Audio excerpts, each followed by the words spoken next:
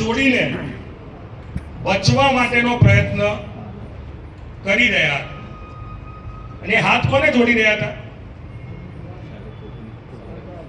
જે લોકો મારવા આવ્યા હતા એમને ને. એ કોણ હતા મારવા આવ્યા? મારવા આવ્યા હતા એ કોણ હતા? લોકો અમેરિકાથી મારવા આવ્યા હતા. આપણા જ માણસો, આપણા એના ભારતીયો હતા. ભારતીયો આ દેશના હતા. હા હા, દેશના જ કદાચ માણસ. એના ધર્મના હતા કે નહીં અલગ વાત છે, બીજા કોણ? પણ એ ભારતીયો હતા. આ કયા ધર્મનો છે મને નથી ચર્ચા કરવી, મને ખબર પણ નથી. પણ એને મારવા આવેલા વ્યક્તિ ચોક્કસ ધર્મના હશે ને, પણ ભારતીયો તો હતા ને. એટલે કે એક ભારતીય ઉપર બીજા ભારતીયોએ હુમલો કર્યો અને એને હાથ જોડીને ભારતીયોને વિનંતી કરવી પડી કે મને મહેરબાની કરીને જવા દો. નેક્સ્ટ. હવે આ ચિત્ર જોઈને કઈ યાદ આવે છે?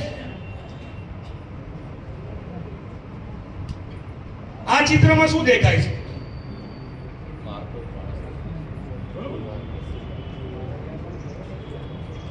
એક વ્યક્તિ બીજા વ્યક્તિઓને મારતો દેખાય છે. લગભગ દલિત સાહેબ અહીંયા આગળ ભણાય એ દલિત લોકો છે, એમને મારતો વિડીયો દેખાય. એટલે ચોક્કસ જ્ઞાતિ વિશેષને કોઈ મારતા હોય એવું. બીજું આ ચિત્રમાં તમને શું લાગે છે?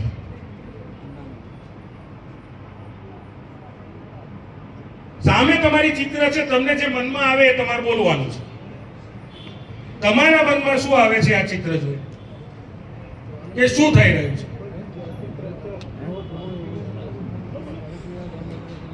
આ ચિત્રમાં કોઈક એક જાતિ પ્રત્યે ગુસ્સો અને વેરભાવ હોય એવું લાગે છે.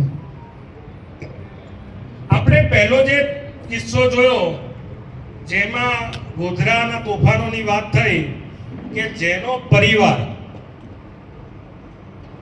તોફાનથી ગ્રસ્ત હોય, જે વ્યક્તિ હાથ જોડીને વિનંતી કરતો હોય કે મારા પરિવારને બક્ષી દો, મને બક્ષી દો, એને મારવા વાળા ભારતીયો હોય, એ પણ ભારતીય હોય, તો એ પીડિત વ્યક્તિને એવું લાગે ખરું કે આ દેશ મારો ઘર છે?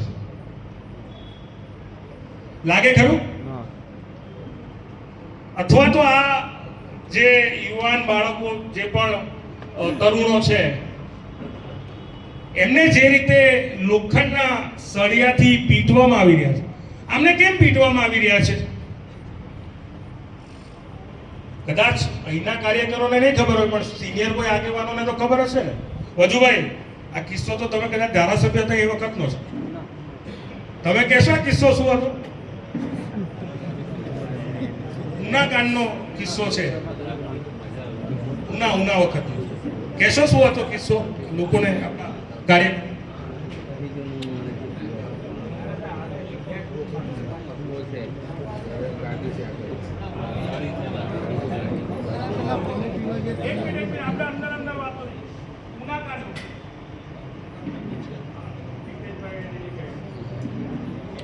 દલિતો પર અત્યાચારો છે અને આ ભાઈ બે ત્રણ બીજા હતા, બધા એમને ઉઘાડા કરીને અને ખૂબ માર એટલે મેં બેહોશ થઈ ગયો. એમને બોલણા પણ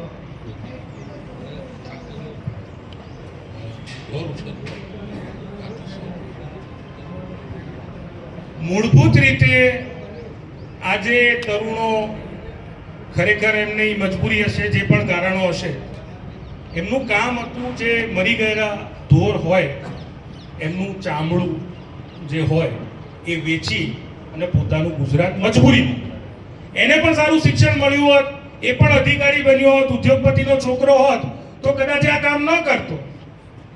પણ એને મજબૂરીમાં આ કામ કરવું પડ્યું. એ કોઈ જ્ઞાતિમાંથી આવે છે. મને કે તમને ભગવાને, ઈશ્વર, જેમાં પણ તમે અલ્લાહમાં કે જીસસમાં માનતા હશો, આપણને પૂછીને આપણા ઘરમાં જન્મ આપ્યો તો આમને પણ પૂછીને નહીં આપ્યો. કોણ કયા જાતિમાં કયા ધર્મમાં જન્મે છે, કયા પરિવારમાં જન્મે છે એના હાથમાં નથી. તો શું એનો વાંક હતો કે એ ચોક્કસ જ્ઞાતિમાં જન્મ્યો? તો એની ઉપર અત્યાચાર થાય, એ અત્યાચાર કરનારા લોકો કોણ હતા? આપણા એના ગામના ને, હા આ દેશના જ ને, ગામના કે કે દેશના કોઈ બીજા દેશમાંથી, બાંગ્લાદેશથી કે નેપાળથી આવીને કરી ગયા હતા? ના. તો જે તરુણો ઉપર આ રીતે બેરહમીથી મારવામાં આવે, એ તરુણોને, એ યુવાનોને આ દેશમાં ઘર જેવું મહેસૂસ થાય ખરું? ઘરમાં કોઈ આ રીતે મારે ખરા? આવી ક્રૂરતાથી મારે ખરા? ઘરમાં તમારે વિનંતી કરવી પડે માતા પિતા ભાઈને કે અમને બક્ષી દેજો, અમને જવા દેજો, અમારી ઉપર અત્યાચાર ના કરતા, અમને મારતા નહીં, એવું કરવું પડે? તો આ વ્યક્તિઓને ઘર જેવું મહેસૂસ થાય ખરું? નેક્સ્ટ ફોટો બતાવો. પહેલા